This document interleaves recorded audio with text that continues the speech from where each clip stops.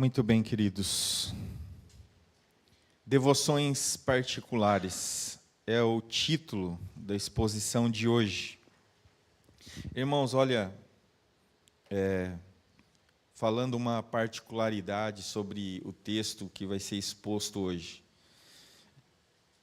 Eu não sei o quanto vai trabalhar em seu coração, eu não posso medir isso, mas eu posso afirmar que no meu trabalhou e trabalhou bastante. E me fez repensar algumas coisas da minha própria vida, das minhas devoções particulares, do meu tempo a sós com Deus, do meu próprio relacionamento com Deus em tudo isso. Nosso Senhor Jesus, Ele orava continuamente, e não esmorecia, não diminuía. Ele era sem pecado, e Ele deixa a nós, então, mais do que um exemplo de diligência na comunhão com o Pai. Ele e o Pai são um. Sua divindade não tornou independente. Pelo contrário, ele demonstrava a sua dependência e o seu relacionamento com o Pai. Ele não mudou a sua condição de relacionamento quando assumiu uma natureza humana. Mas ele mantinha a sua perfeição, porque ele era Deus e ele é Deus, mas ele não deixava de orar. Em tudo isso, nós devemos perceber essa imensa importância das nossas devoções particulares. A rotina, a loucura da nossa rotina, nos traz consequências, muitas vezes, de não se atentar o quanto nós estamos nos afastando daquilo que nos aproxima de Deus. Porque a rotina nos faz levar a nossa vida como filhos de Deus, como salvos, como eleitos, para uma prática também que talvez seja um hábito, mas um hábito que se tornou uma rotina a qual eu simplesmente cumpro. Eu observo algumas coisas que fazem parte da vida cristã, e a oração é uma delas. Você mal levanta da sua cama e faz aquela oração por cumprir algo que um cristão deve cumprir. Mas com o passar do tempo, talvez isso já se torne irrelevante. E nem esse mínimo de agradecer o dia que amanheceu pela bondosa mão de Deus e pela sua graça nos deu fôlego de vida para mais aquela jornada. E nós vamos atropelando as coisas do nosso viver diário e esquecendo as nossas devoções particulares. Então, que nós possamos perceber a importância disso hoje. E eu falo, a começar de mim, eu preciso, de fato, melhorar. Porque se aquele que era santo, inculpável, sem mácula, separado dos pecados, feito do mais alto céu, orava de maneira sem cessar, quanto mais eu, miserável pecador. Quanto mais eu. Se ele sentiu e orou continuamente, suplicou a Deus com clamor e com lágrimas, quanto mais isso se faz necessário a mim e a você, a nós como igreja. Que cada dia nós possamos ter esse deleite de descansarmos num relacionamento vivo com Deus. E a oração é imprescindível. Se você percebeu na leitura de Colossenses, eu peguei como exemplo um homem como nós, Paulo, que vai falar uma das mais belas expressões a respeito de Cristo, na sequência desse verso. Mas o que nós vemos é que ali ele dá ênfase constante à oração. Ele não fala sobre a oração uma única vez ali. Nesses 14 versos ele fala mais vezes da importância da oração. Algo que nós, igreja, negligenciamos. Vamos para o texto então, Marcos capítulo 1, versículos 35 a 39.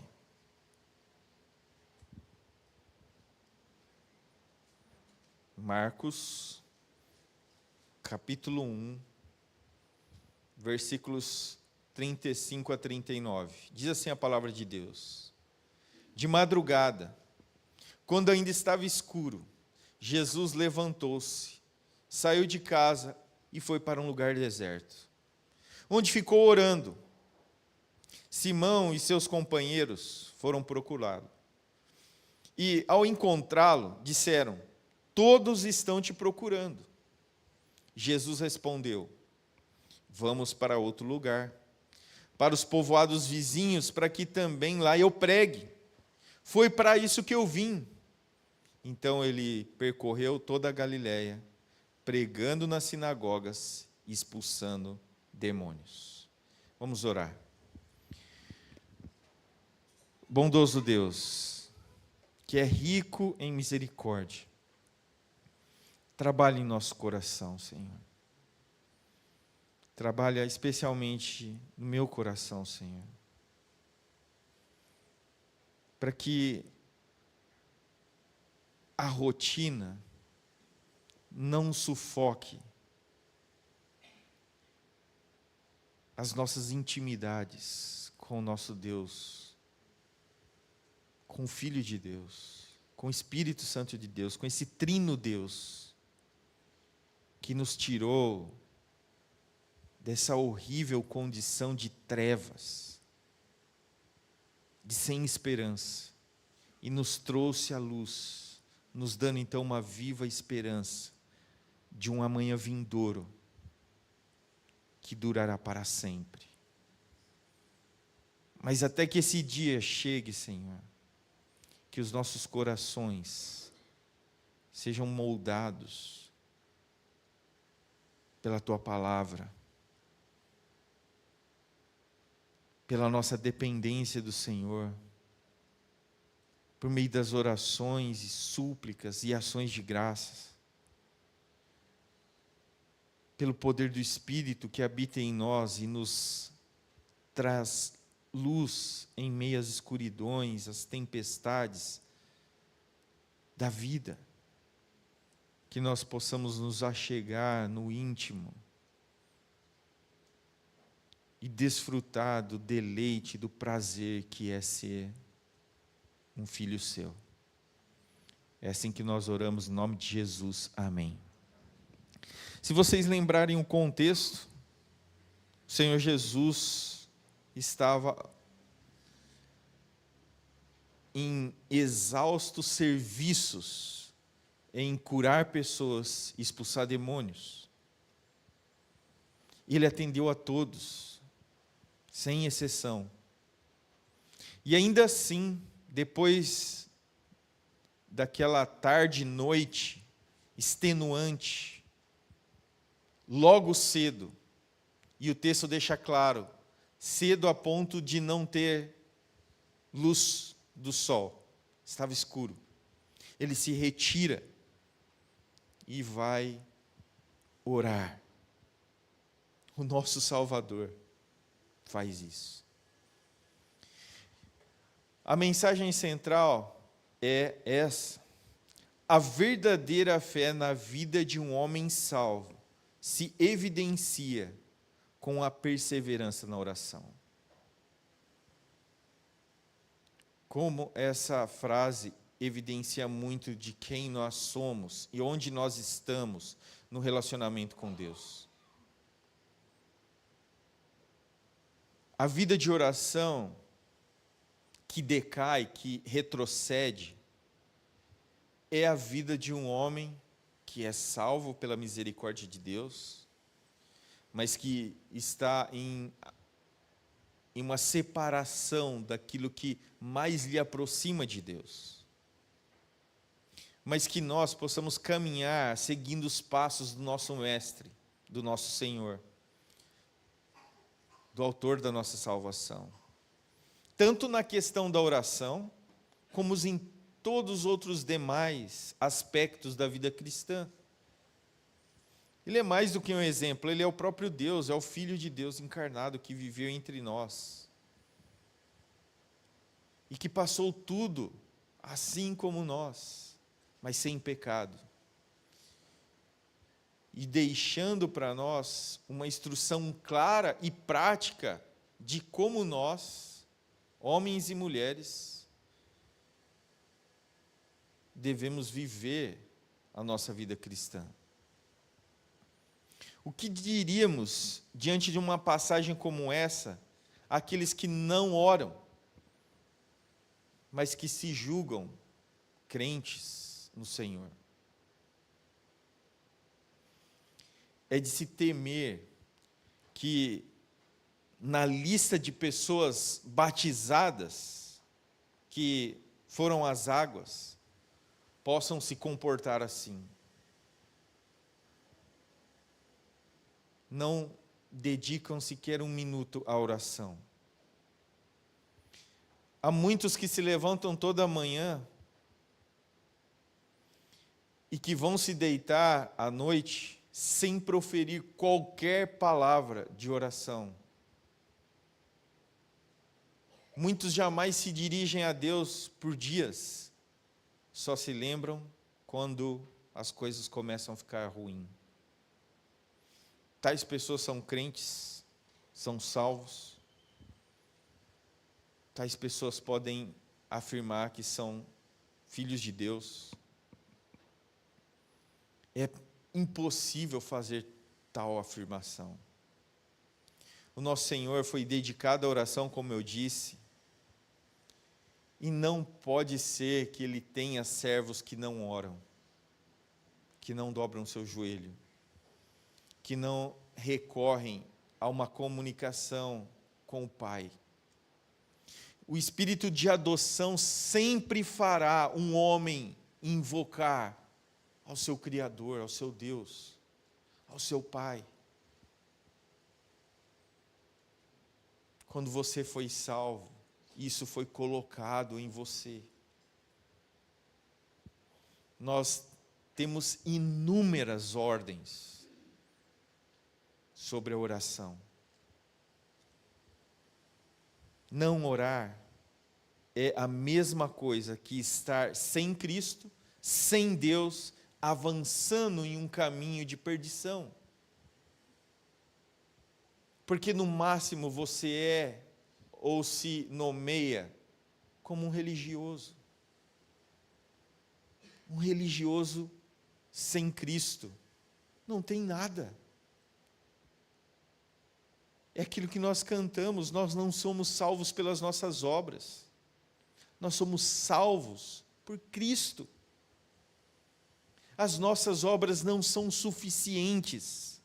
Nunca atingiriam a plenitude a ponto de o Senhor Jesus, o próprio Deus e Pai, entre, goze dos deleites eternos. Não será as suas obras. O que as suas obras mostram é de fato quem você é, quem eu sou. Evidencia-se de fato a obra que Cristo operou em nós. É real, porque ela vem carregada de prática. de vida que corresponde com os ensinos da palavra de Deus.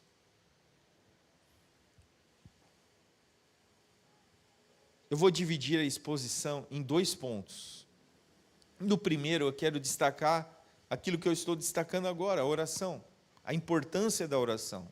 O quanto nós devemos nos dedicar a exemplo do próprio Cristo sobre a oração. No segundo, eu quero destacar o propósito da vinda de Cristo. O ministério da pregação, do Evangelho, a proclamação das boas novas, que Ele viveu entre nós, morreu e ressuscitou. E é as boas novas que mudam corações, que transformam pessoas. É a pregação saudável, é a pregação bíblica, que por meio do Espírito Santo de Deus, o homem é convencido do seu pecado, da sua miséria. Então ele recorre tão somente a Cristo. E quando acontece isso é por conta dessa graça de Deus, da regeneração, do iluminar de Deus, a ponto de nós entendermos essa verdade, e essa verdade agora é vivida por nós, na confiança e na esperança da obra de Cristo. Então, o primeiro ponto é a importância da oração. Jesus passou a noite ali, no exercício do seu ministério, curando pessoas, expulsando demônios, proclamando o Evangelho. E então ele sai daquele contexto cansativo, porque ele tinha um corpo humano, e ele era Deus, e é Deus. E assim então ele, de madrugada, se levanta.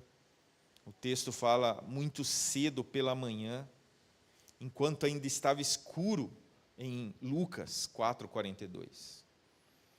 Então, Jesus sai da casa de Pedro e saiu para um lugar afastado ou solitário, um retiro silencioso. Ali ele derramou o seu coração em oração diante do Pai. Nós não sabemos o conteúdo, o texto não fala. Mas nós sabemos que ele se retirou para um lugar silencioso, onde a sua mente, o seu coração estava totalmente voltado ao Pai. Jesus, ele dava muita, mas muito mesmo, importância à oração. Ele mesmo orou quando foi batizado, Lucas 3:21. Momentos antes de escolher os seus discípulos, Lucas 6:12. Em relação ao milagre de multiplicação dos pães, onde ele alimenta 5.000 pessoas. Vários textos do Evangelho falam sobre isso. Quando ele estava com seus discípulos, nos momentos importantes, ele sempre orou, Lucas 9:18. No Monte da Transfiguração, ele orou. Antes de fazer sua generosa oferta, venha a mim todos que estão cansados, ele também orou. Antes de ensinar os seus discípulos sobre a oração, ele orou. Diante da tumba de Lázaro, ele também orou. Por Pedro, um pouco antes da sua negação, ele orou. Durante a noite da instituição da ceia, ele orou. No Getsêmani, ele também orou. Na cruz, ele também orou. O que nós precisamos mais para entendermos a importância da oração? E se nós pegarmos alguns pequenos trechos das orações do Senhor Jesus, nós vamos ver que esses trechos demonstrados no Evangelho,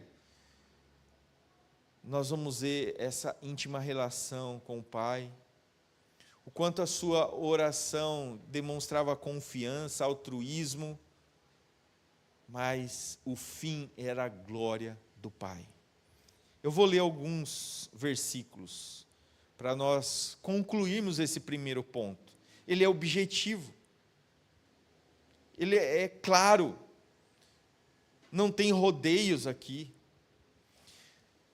Primeiro texto, Mateus 25, 26.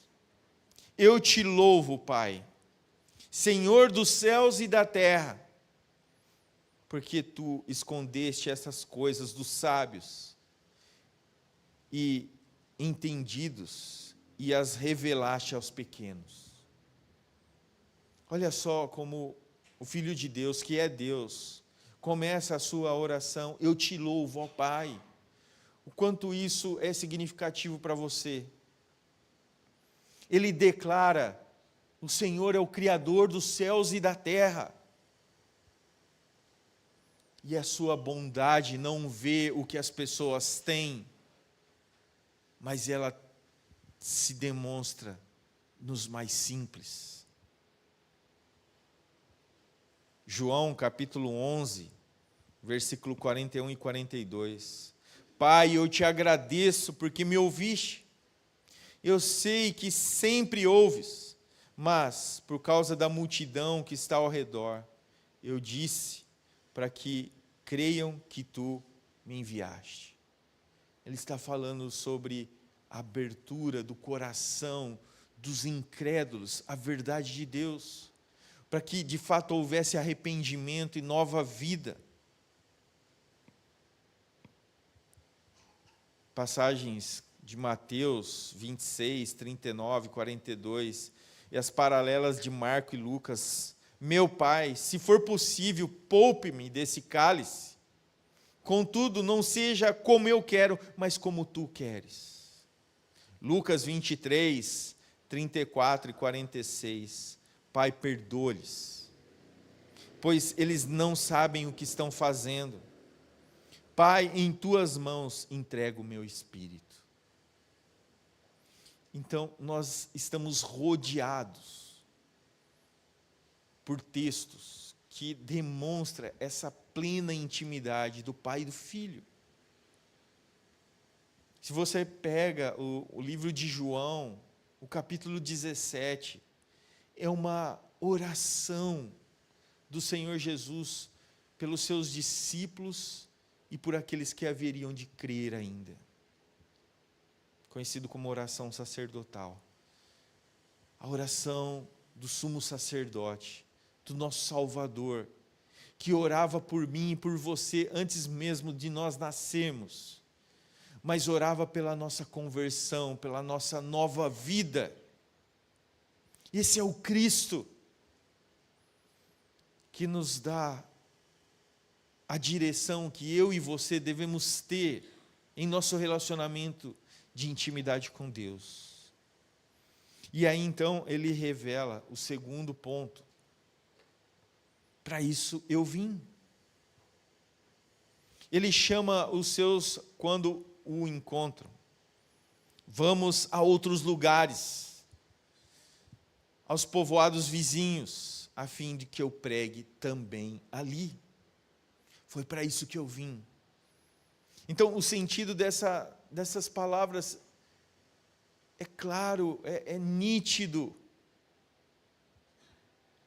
Ele fala que a importância da exposição, da pregação do Evangelho, das boas novas de salvação, são fundamentais. É disso que o púlpito deve estar carregado. É sobre isso que os crentes devem falar e fazer. Anunciar as boas novas. O nosso Senhor declarou que veio ao mundo ao fim de pregar a pecadores.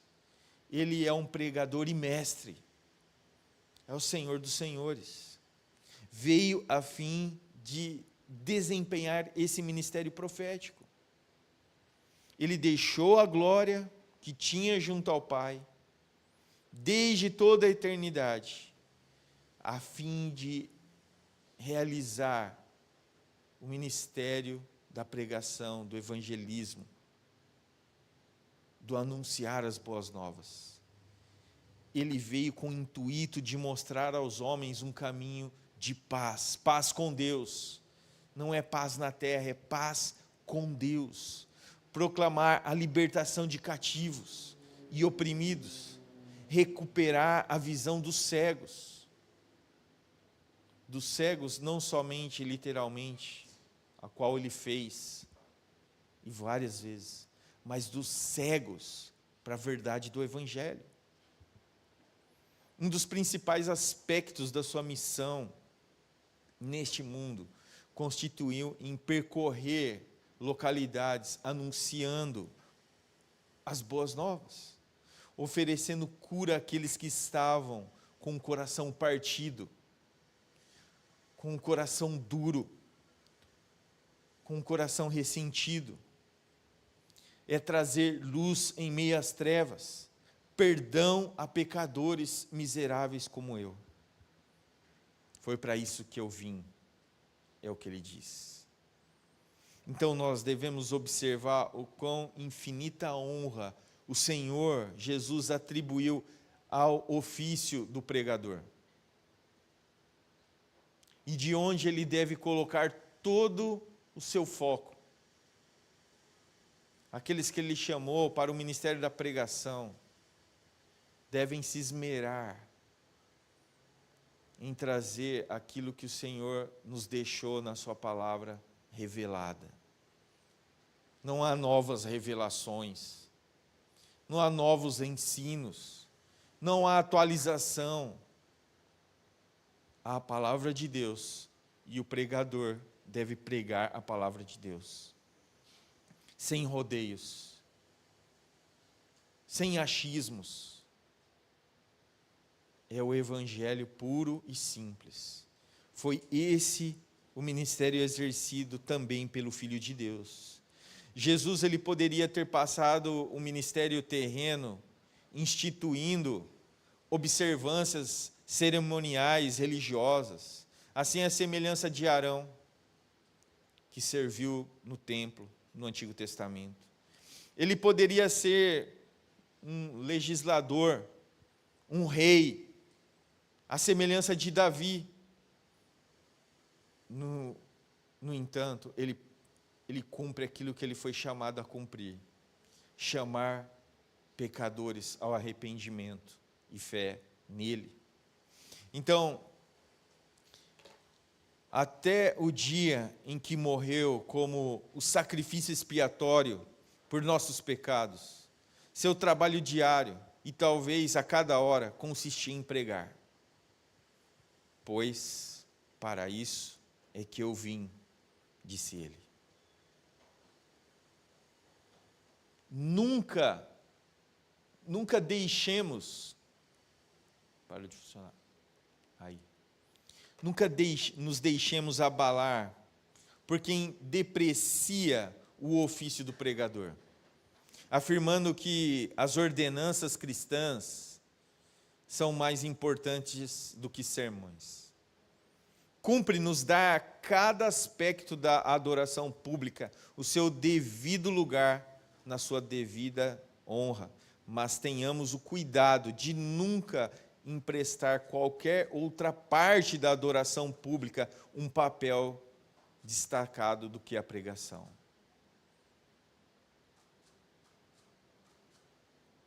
Os meios de graça são a dádiva, a bênção do Senhor sobre as nossas vidas. A ceia, o batismo, a disciplina, tudo isso são dádivas do Senhor para a sua igreja. Mas elas devem ser colocadas no seu devido lugar. E a pregação é o que abre o coração das pessoas. É pelo ouvir e ouvir a palavra de Deus que pessoas são levadas a tomar a ceia, a participar do batismo e até serem disciplinadas. Mas elas precisam ouvir as boas novas. Elas precisam se arrepender pela obra do Espírito Santo na vida delas. E elas precisam crer na suficiência de Cristo para a salvação. Foi mediante a pregação que a igreja de Cristo veio a ser chamada e formada como igreja. Foi pela pregação saudável, olhando para o texto e ensinando o texto. Foi mediante a pregação que pecadores foram chamados ao arrependimento, despertados da sua insanidade, da sua morte espiritual, da sua depravação total. Foi mediante a pregação que pessoas estão agora interessadas por aquele que foi à cruz por elas. E é por isso que nós estamos aqui hoje. É por causa da obra dele. Então, por meio da pregação, o cristianismo está sendo anunciado ao mundo pagão. O próprio Rei dos Reis, Senhor dos Senhores, foi um pregador. Durante os seus 3 anos de ministério, ele andou por toda parte, proclamando o Evangelho. Algumas vezes, nós vemos ele em uma casa, outras sentado em um barco, outras no monte, outras na sinagoga, mas sempre anunciando e pregando as boas novas de salvação. Essa tarefa ele nos deixou, a de proclamar as boas novas. Não é uma atribuição pastoral, não é uma atribuição dos presbíteros, não é uma atribuição da liderança, é uma atribuição para todos nós que fomos chamados das trevas para a luz. Proclame as boas novas enquanto há tempo. O fiel pregador do Evangelho vive a manejar a arma que ele nos deixou, a espada que ele nos deixou, que é mais afiada do que a espada de guerreiros, porque ela penetra ao ponto de discernir alma e espírito. De fato, ela muda, ela transforma, e ela nos choca quando nós olhamos para a verdade de Deus e vemos como reflexo o que nós estamos vivendo. E é por isso que esse texto, que eu sempre leio nas leituras diárias, mas que muitas vezes é apenas uma leitura. Por isso eu falo, irmãos, não deixe que a nossa rotina religiosa seja sem propósito de nos aproximar de Deus, simplesmente para nós cumprirmos tarefas, simplesmente para falar, eu fiz, eu cumpri. Que de fato nós possamos fazer para nos aproximar do nosso Deus e Pai. Que nós possamos fazer para a glória dEle, para o louvor dEle. Não é para nós fazermos um checklist da vida cristã. É para nós sermos lapidados por Deus a cada leitura da sua palavra. Em cada oração, expormos as nossas dificuldades e lutas. Derramar o nosso coração diante de Deus. Então, para concluir essa exposição, eu acho que a pilha está acabando e não vai. Sumiu. Põe a conclusão aí para mim, por favor. A importância das devoções particulares amadurece o nosso relacionamento com Deus, nos aproxima de Deus. E assim é criada uma conexão íntima, sem falhas. Não é aquele Wi-Fi que sempre está vivendo seus altos e baixos. Não é aquela conexão falha. Não é aquele, para os antigos, um radinho fora de sintonia, que você ouve mais os chiados do que, de fato, a voz de Deus. Essa devoção são os momentos da nossa profunda reflexão pessoal, de intimidade com Deus, onde nós encontramos e nos deleitamos nas suas orientações. E Ele nos permite, por meio da oração, cultivar a nossa fé, fortalecer as nossas confianças, renovar o nosso compromisso a respeito dos ensinos de Cristo.